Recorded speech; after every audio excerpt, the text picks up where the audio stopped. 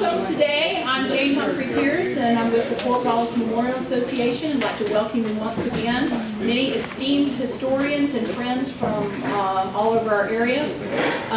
We're going to continue with our theme of education by sharing some really cool information about the Smoky Hill Trail as it connected to the Santa Fe Trail. Our first group here today is Mike Olson from Colorado Springs. He's a former president of the Smoky Hill Trail Association and a former board member of the Santa Fe Trail Association. We are so glad he's come. We've been looking forward because he was going to come in March, and because of the health situation, he wasn't able to join us. So we've been looking forward to this presentation for quite a while, Mike. So without further ado, Mr. Mike Olson. You mentioned this No. Today we have, I want to make sure that folks know that we have a special memorial called the Melvin Bishop Memorial that helps to support speakers. It's specifically for speakers. And so we use that for a match often with other grants. And Melvin is our friend. He has given us a lot, including a number of books. If you look in the library, you'll see a number of books, and his stamp is right next to it. We have already inherited his books, and we appreciate all the bishops and their continued support for the Fort Wallace Museum. So, thank you, Lynn. Okay, so Mike, thank you.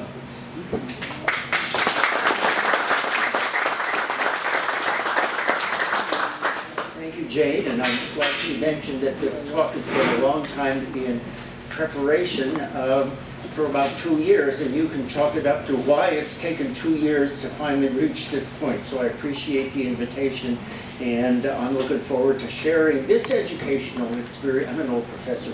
This educational experience with you. The Otero Sellars and Company was one of the greatest mercantile companies along the Smoky Hill Trail, the Santa Fe Trail, the Kansas Pacific, the Atchison, Topeka, and the Santa Fe, and as we'll be seeing, even the Denver and Rio Grande Railroad. Just to give you an idea of how important a mercantile enterprise Mr. Otero and Mr. Sellars, let me pull it up. Yeah, pull it up and point it. It's all right, you just keep talking, I'll face it.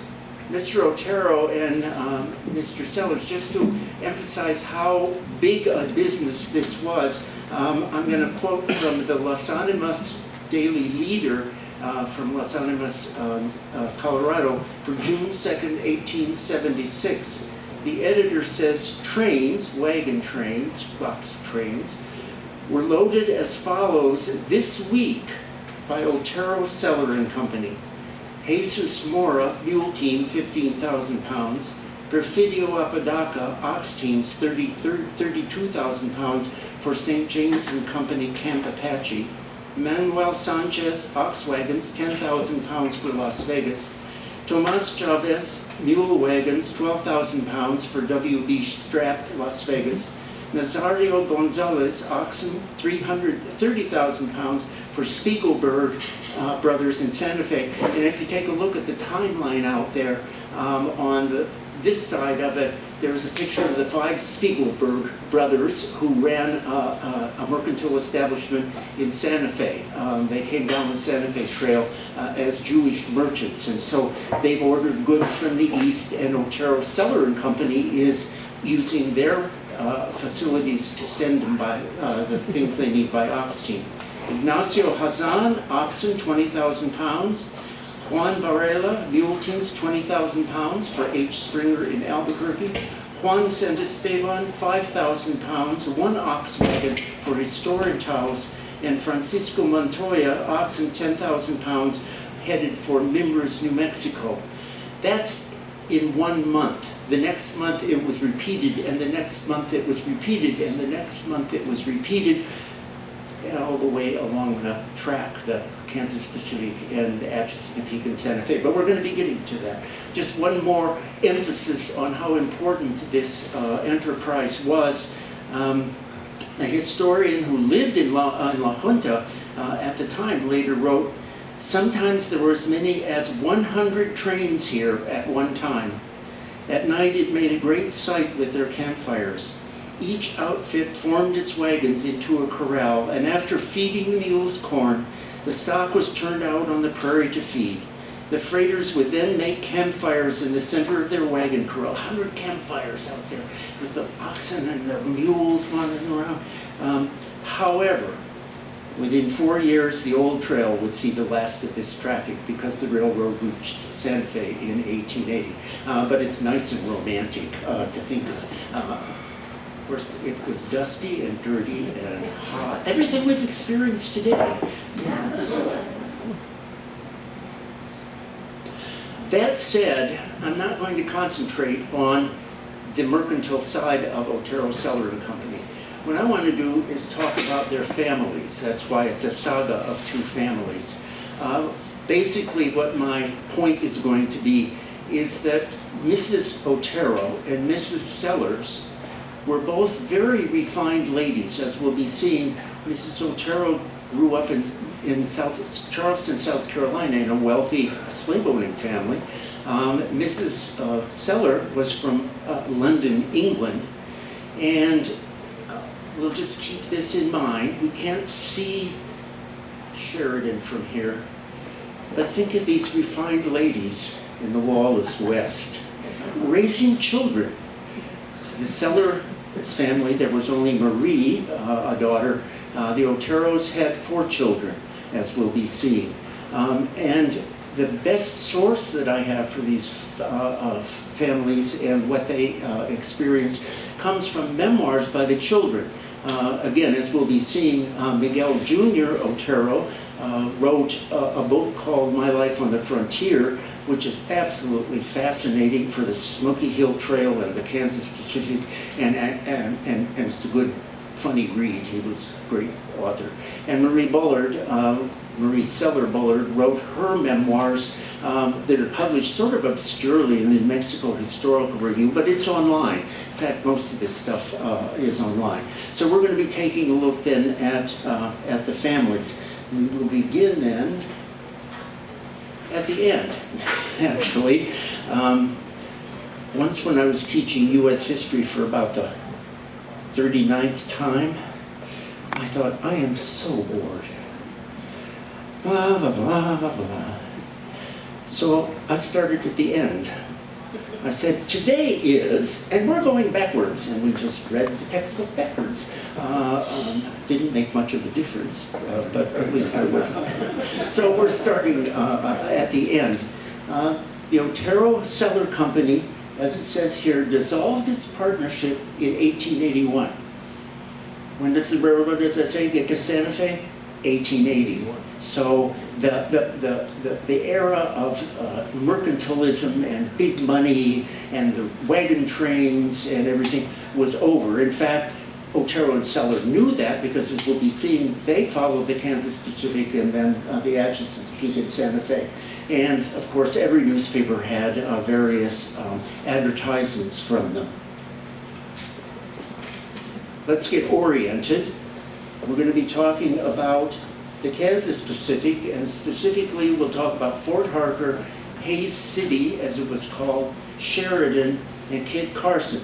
Then the Kansas Pacific went on to Denver, but General William Jackson Palmer, who was the head of it, thought, oh, I'll go down to Santa Fe too. So we built from Kit Carson to Las Animas and La Junta, and then the Atchison, Topeka, and Santa Fe ripped the rug out from under him, the ties out from under him. They stole all of his rails, I don't know, but they predominated. And of course, the Atchison, Topeka, and Santa Fe entered on the Santa Fe Trail in Granada in southwestern Colorado, and then went on to Las Animas, La Junta, and Trinidad, El Morro, Trinidad, Otero, and Las Vegas and Santa Fe. They didn't have a commission house in Las Animas because the railroad was being built so fast that they tore down buildings in one place, and the railroad was already past the place they were figuring on they were going to move to. So they weren't in all of the towns along the Santa Fe. And now we can get oriented in time. We've got the Kansas Pacific Railway starting, of course, further east, but reaching Junction City in 1866, blah, blah, blah, blah, blah, blah. I hate people who put things on slides and then read them to you. I mean, I assume everyone has a high school education, but you can see it reaches La Junta in 1875. Now notice the edges of Peak in Santa Fe, it's later. See, it comes in later but usurps the trails to Santa Fe with its rails. So Grenada, Colorado in 1873, and then reaching Santa Fe in 1880. The Denver and Rio Grande was the brainchild of William Jackson Palmer, who was the chief engineer, bottle washer, everything for the Eastern Division of the Union Pacific and then the Kansas Pacific. And then when he reached El Morro, which is down in southeastern Colorado, southwest eastern Colorado, he decided there was a lot of money to be made in the coal industry there, so he just sort of stopped. And then he realized that there was a lot of money to be made in narrow gauge railroads built to the mines in western Colorado. So he just sort of never went any further. He tried.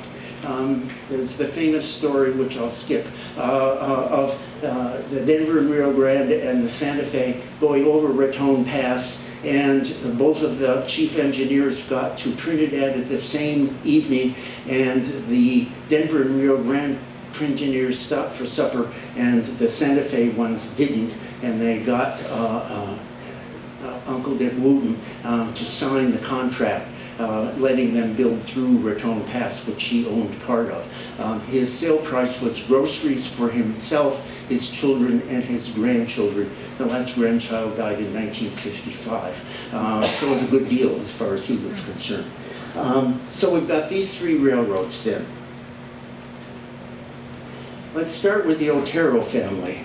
I've got a thing for Miguel Otero Sr. You'll be seeing, he's just fascinating frontier figure who moves through three cultures actually, Hispanic, Anglo, and the West. He lives from 1829, born into wealth on a rancho in southern New Mexico, and dies in 1882. His wife, who we're going to talk more about, Mary Josephine Blackwood, as you can see, is born in New Orleans, and then she is educated in Charleston, South Carolina, as I said, and he meets her, as we'll be seeing, at a party in St. Louis. She came from, well, as I said, Blackwood. That was a Scottish family who owned the biggest book publishing company in the 19th century in England, so there was that money. And then, as I say, as we'll be seeing, she came from an even more distinguished background than that.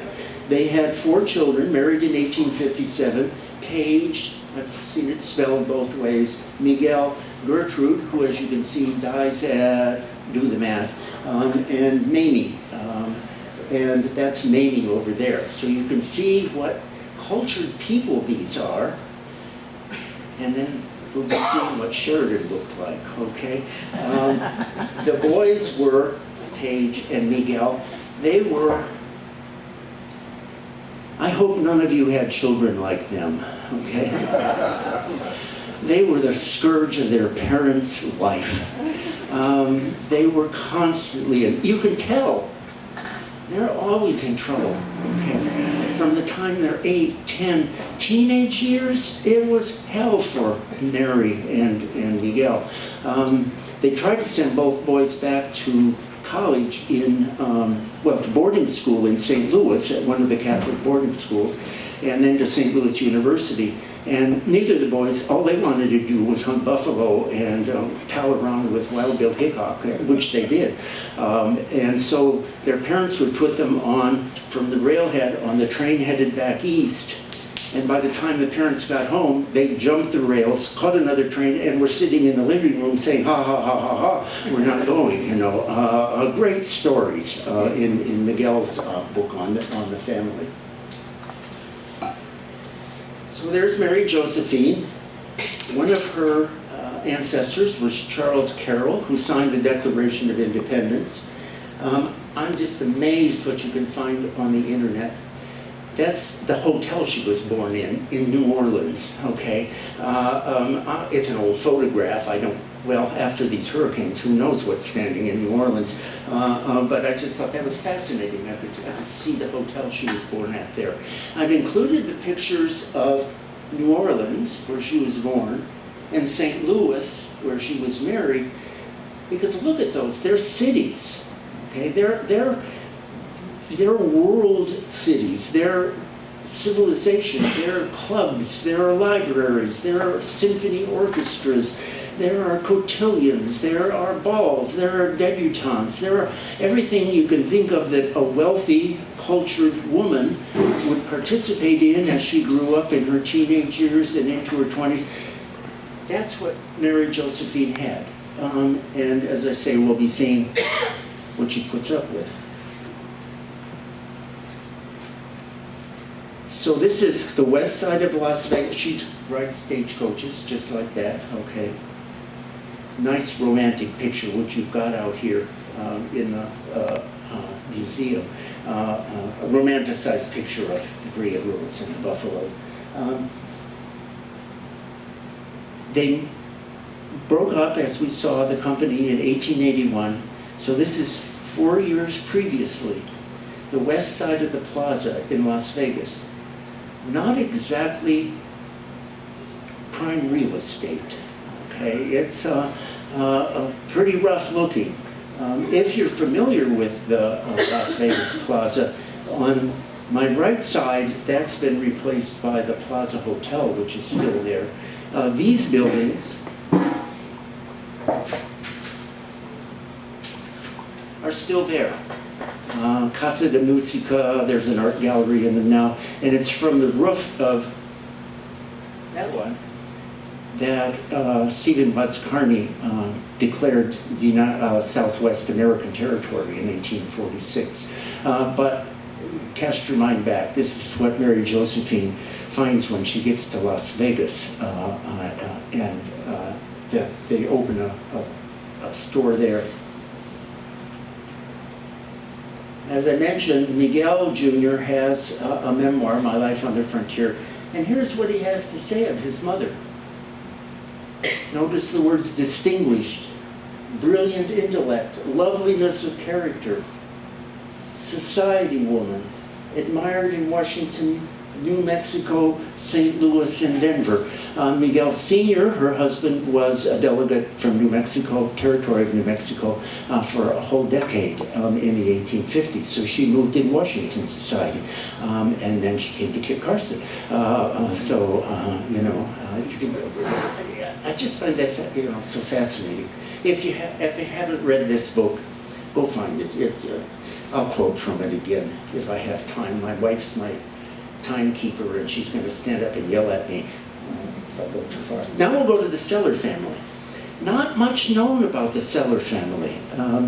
They didn't keep as good of records. The one memoir that Marie wrote is only 20 pages long.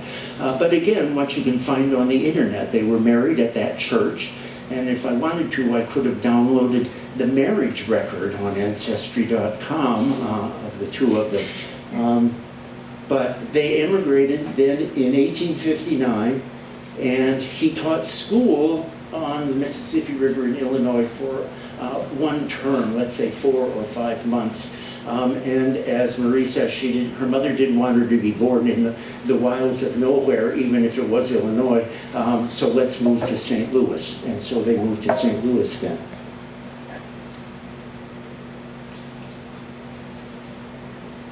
Now you can read what Marie has to say. Why her parents, were doing there. Her father finds employment in a number of different mercantile establishments, some just locally trading and others trading along the newly built railroads and along the old Santa Fe Trail. And what I like here is both of these families are in St. Louis at the same time. Fate intervenes, and now we'll pick up on fate. So her father was employed by one firm, Russell and Samuels, and then he packs the saddlebags for the people who ride the Pony Express, working for Russell, Majors, and Waddell. And then Miguel Jr. says, well, my father and our family were in Leavenworth. They become acquainted, and they decide, let's go into business together. And they open their first tentative store. They're really not dealing in hides or wool or anything from the Southwest. What they're doing is selling goods that have come from the East Coast and selling them to people at the fort, and then people moving in following the railroad to settle. So they're in Leavenworth. Horrible pictures of Leavenworth.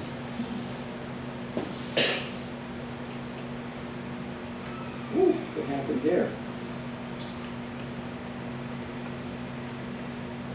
That's interesting. Well, I happen to have this slide right here.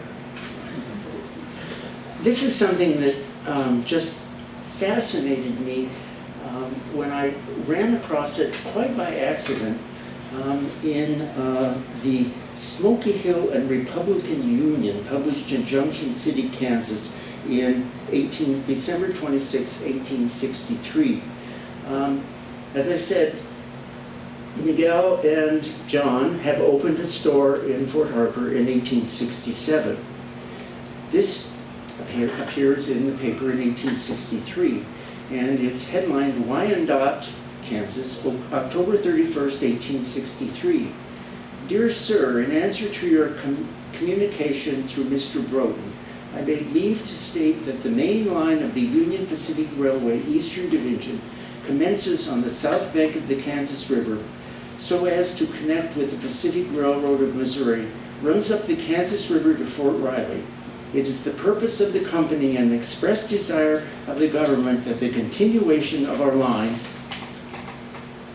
west of Fort Riley should be located far enough south to accommodate the Colorado and Santa Fe trade. Well, he's writing in response to a query from somebody, where's the railroad going and how long is it going to take you to get there? And the person writing is most likely thinking, I wonder if I can cash in on this. And it ends, I shall be very glad to hear from you and to have you forward to us as much information within your knowledge as in your judgment will promote the interest of the enterprise, particularly the statistics and the resources and trade of that wonderfully flavored and yet little known country, New Mexico. And it's signed by an agent of the Kansas Pacific, J.M. Hollett, drum roll, and it's written to Miguel Otero in 1863. They don't open their business till 1867. He was one damn smart businessman. He's looking forward 4 years down. When can I stop taking wagon trains on the Santa Fe Trail and begin to use the railroad? You would have read it yourself. Well, I don't know what happened to these. So now we're going to be in Hays City. And Marie comments that in Hays City, the venture came off. They had started at Fort Harker, but then when they made a go of it, they moved to Hays City, and in Hays City, they were able to open their first warehouse and start buying hides and wool and products from the west and sending them east and then selling things further on. So once again, here you have Hays City and Mrs. Bullard from London. Imagine she gets off the train. I better not use four-letter words, she wouldn't have. You know, just where in hell am I? Okay. And the same with Mrs. Otero. And then, as I say, Miguel Jr. just writes hilarious stuff. He's about 6 years old when they're in Hays City, but he remembers Calamity Jane and the legend of Calamity Jane. I hope there are no problems in this one, okay? Okay, we'll move on to Sheridan and Kit Carson and La Junta. And being here at Fort Wallace and talking about Sheridan, I will tiptoe very carefully because people might know more than I do about Sheridan, okay? I love the quote from Marie Bullard. She's about 9 years old, and she says, "Not far from Sheridan was a military post, Fort Wallace. I attended an officer's ball there and felt very proud of myself dancing with the subaltern." She's 9, okay?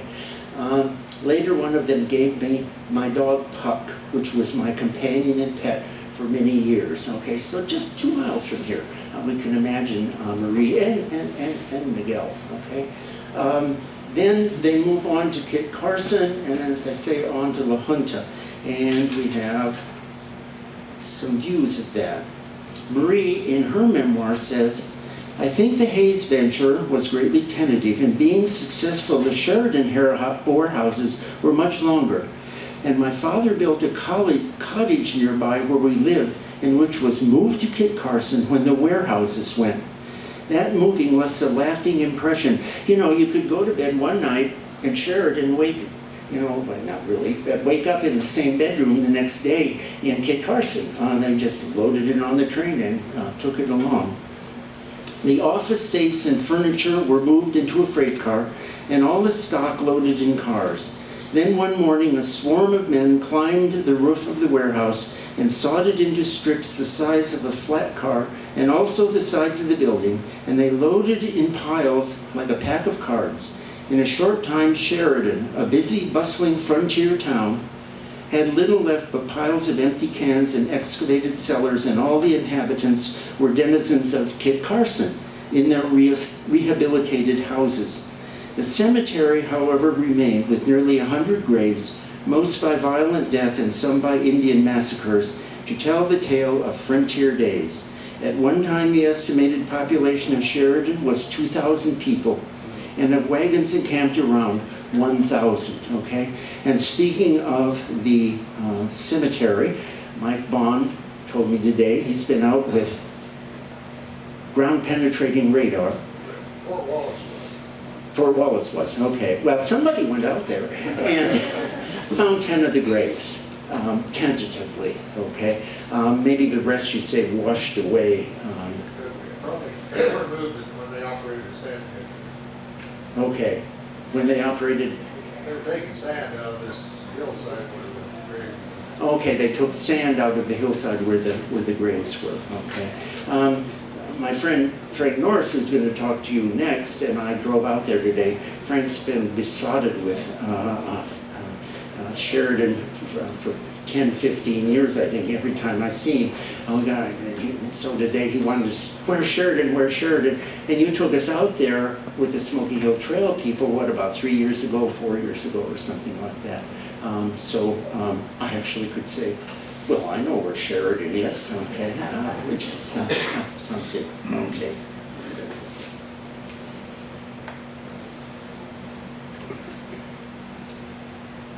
Now we move on to the AT&SF. And as I said earlier, it really enters in, as far as the Santa Fe Trail is concerned, at Grenada. And so there's a little ad from them from Grenada, but oddly it's in the Sawachi Journal, which is further west in Colorado. And then in El Moro, which remember is at the end of the line as far as the Denver and Rio Grande is concerned. The Atchison, Topeka, and Santa Fe didn't build into El Moro, but Otero and Sellar opened a warehouse in El Moro because you could bring goods from the Southwest, from New Mexico, Arizona, West Texas, and send them on the Denver and Rio Grande to Denver, and then they could be shipped east to the big markets on the Kansas Pacific, linking up with the railroads east of the Mississippi. At this time, the biggest wool market in the world was Boston, Massachusetts, and that's where all the wool from the Southwest went, and then was shipped to the English woolen mills. At one point between 1890 and 1910, 1912, just out of Las Vegas, New Mexico alone, 1 million pounds of wool a year were shipped. So that's what went east, where these mercantile houses made their money.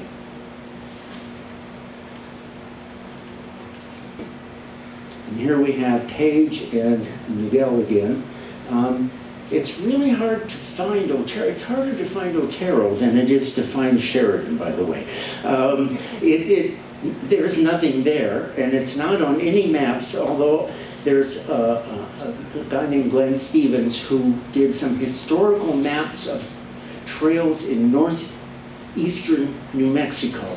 And he located Otero. It's 5 miles south of Raton. If you're whizzing down the I-25 in Raton, be sure you don't hit 75 until you're about 2 miles south of town.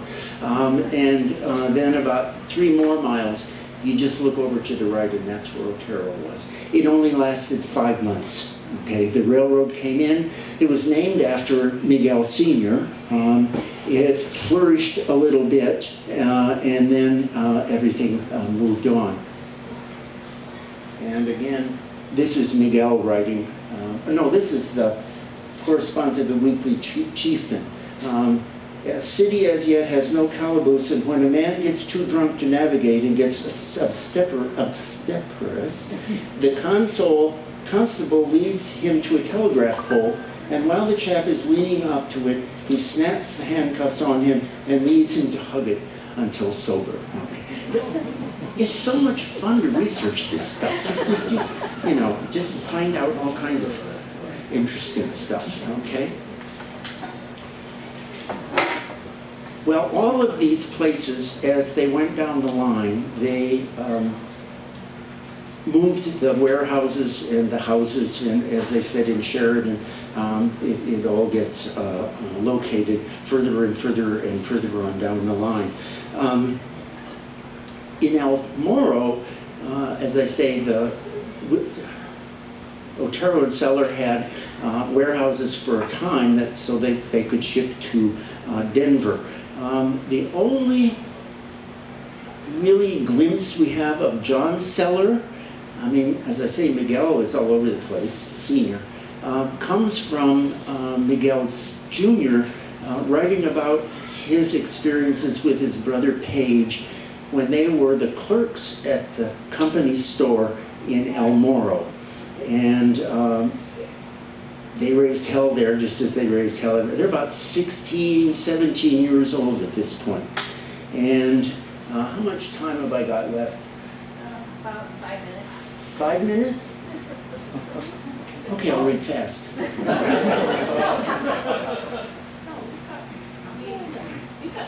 I've got 20? That way I won't have to take questions and my ignorance won't show. Okay. He and Page went to the local dance hall, okay, and there was a fracas when everybody had a little bit too much, and they were dallying with the fancies, as they were called, and the locals basically got pissed off at them, okay, and so they take after them with pistols, okay, and so Page and Miguel are headed for the warehouse, and this is what he writes. We had left one of the warehouse doors unlocked so that we could enter without making any noise. Consequently, all we had to do was wait until the watchman was on the opposite side of the warehouse and then slip in. But there were no flashlights in those days, so we had to feel our way through the warehouse. It was customary when a large outfit came into town to be loaded for the owner or the wagon boss to bring his bed over and sleep in the warehouse. And that evening, Jack Chandler, a well-known freighter, had arrived and made his bed in the main aisle of our warehouse. Page was in the lead, and the first thing I knew, I heard a low cry from that direction. It seemed that Page had stepped on Jack Chandler's neck, and being a powerful man, he had grabbed Page's leg in such a manner that the latter thought he'd stepped into a bear trap. We quickly explained to Jack, and then all three of us enjoyed a brief suppressed laughter over the accident. Then Page and I continued on our way, finally reaching the retail department. Here we had to proceed more carefully because we could see through the upper window, and as I said, a few pictures we have, Mr. Sellar reading in his bed with a student lamp on a table at the head of the bed, while an extra large lemonade glass filled with choice brandy and imported ginger ale stood beside the lamp. We felt our way slowly to the staircase. After reaching the second floor, we were groping along as best we could when suddenly Paige walked right into a stepladder, which stood open in the main aisle. Of course, it closed and fell with a crash. Paige and I ran to our room and had hardly jumped into bed, still dressed, when the door swung open and Mr. Sellar, in his nightdress, entered. Feigning to have been awakened out of a deep sleep, I mumbled, "Who's there? Who's there?" Mr. Sellar merely asked, "Boys, did you hear a noise out there, like something falling?" We both quickly answered, "No, sir." He left us, and we could hear him going to each room, asking the same question and getting the same reply. When he had made the rounds and returned to his bed, we got up and undressed, and were soon dreaming of our adventurous evening. Of course, many questions were asked the next day, but Paige and I were as silent as the sphinxes. That's what you can read in his book.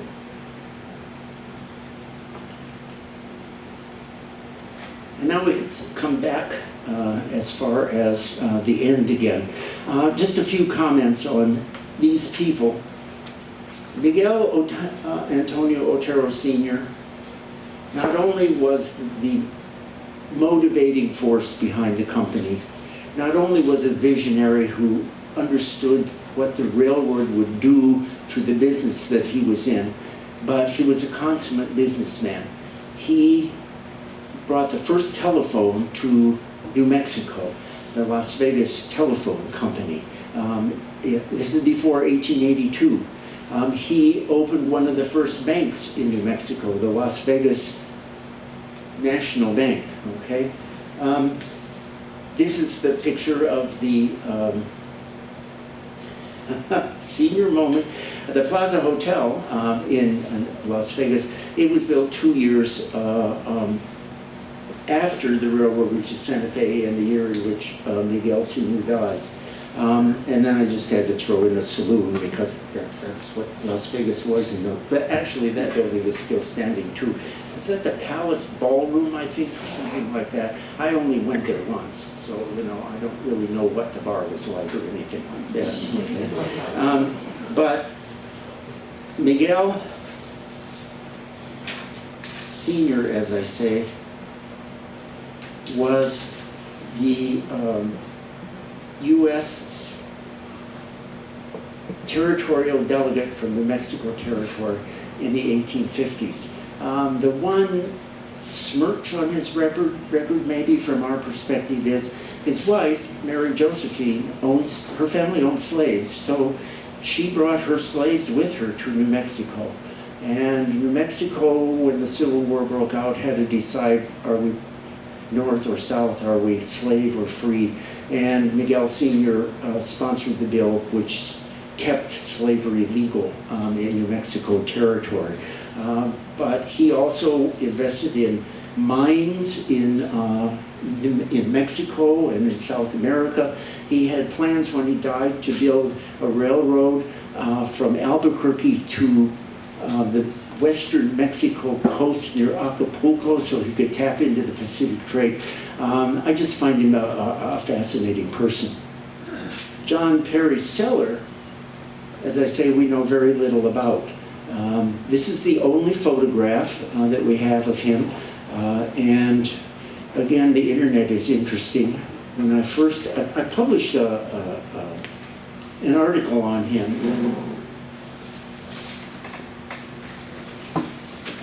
in Wagon Tracks a few issues back, if you want to know more about him.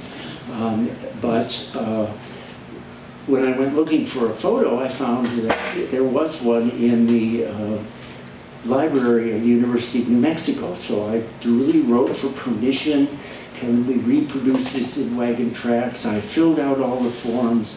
They sent me the photo, we published it, and then I went online and it's all over the place. But you need to be careful if you're involved in publications. So views of Las Vegas. Now we're going to really reach the end where everybody died and is buried. The Oteros are all buried in, by the way, I didn't find any obituary of John Henry Sellar or his wife Marie or of Mrs. Otero. There's no photograph of Mrs. Sellar. And as I said, that was the only photograph in existence of her husband. Some things just disappear, and as I say, the internet can bring you a lot of other things. The Oteros are buried in Riverside Cemetery in Denver. Anybody in here went with us on the Smoky Hill Trail? Mike was there. Remember when we went out to this? Very sad, not because it was a cemetery, but I grew up next to a cemetery. We had great sledding, but sad because they lost their water rights, and it's just dirt. Every place is dirt. There's no grass growing around the graves or anything. But the Oteros put up a plinth then to Miguel, and the wife and daughter, Gertrude and Mary Josephine, are also buried there. This is me standing next to the plinth. I don't think Mike took the photo. I think my wife took that photo. But that was a fascinating trip. If you're ever in Denver, you can go out there and visit these graves. As far as the Sellar family is concerned, Marie Cornelia Sellar, I don't think it was a happy marriage. By the mid-1870s, she had moved to Philadelphia. There was plenty of money. She lived in a hotel, and she died there. He would visit periodically. But I combed the Philadelphia newspapers, no obituary on her. It's just very, very interesting. I didn't find an obituary of John either, although I think there was one in the Las Vegas Optic, but there's 6 months missing, and that's when he chose to die. You know, I couldn't find anything there. But his gravestone is rather remarkable. It's in the Oddfellows section of the cemetery, the city cemetery in Las Vegas. And of course, if you know about Find a Grave, that's where you can get pictures. Although I have a good friend in Las Vegas, former student, I called him up. Said, Bruce, tell me more, go out, take this picture, that sort of thing. So that's all we know as far as he's concerned. And that brings us to the end, and the quote there from Marie that was missing for some reason, I love the slogan sort of that she echoed. The business was always at the end of the line. The business was always at the end of the road. Those kids grew up, those women persevered, and now we're here at the Fort Wallace Museum to talk about them. And if we just had a nice big picture window there overlooking Sheridan, we could think, no, I won't say what my friend Harry would have said. Okay. But I have great admiration for them. I left a little time for questions. If anybody has any, you can direct them to Mike.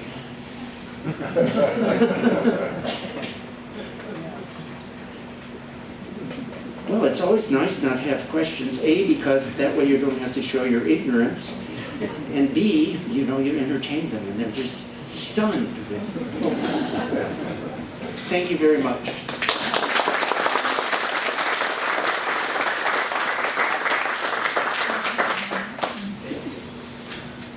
Mike, thank you so much for that. I have one more thing. Oh, you do? No, you can stay here. All right. Just when I was reviewing this a couple of days ago, it occurred to me, when a train got to the end of the line at the railhead, how did they turn it around? Huh? A roundhouse, they're saying. No, you wouldn't build a roundhouse in Sheridan and then a roundhouse in Carson and then. So I typed in Google, how did they turn train steam engines around at the end of the line? And damn it, it was there. Okay? It's a thing called a Y. W-Y-E. And so the train is here, it pulls up here, or the engine does, then they build another track this way, so it backs down until and then they can go forward, and then they can hook up to the end of the cars. But when Frank and I were out at Sheridan this morning, I said, well, how did they bend rails? How did you bend a rail? I mean, oh, let's bend this rail. And I don't think they could have shipped rails out to make these rides because they wouldn't know what the landscape was like. So if anybody comes up with the answer to that one, tell her. Very good. Mike, we're thrilled that you finally gave us this wonderful information in this lecture, and so relevant to our subject. It's just right down the alley of taking the Smoky Hill Trail to Santa Fe. And don't leave. Don't leave. Or put your stuff down. Come back. All right, so on behalf of the Fort Wallace Memorial Association, I'd like to thank you so much for that wonderful presentation. This is our 2021 coin, taking the Smoky Hill Trail to Santa Fe. So there you go. So thank you.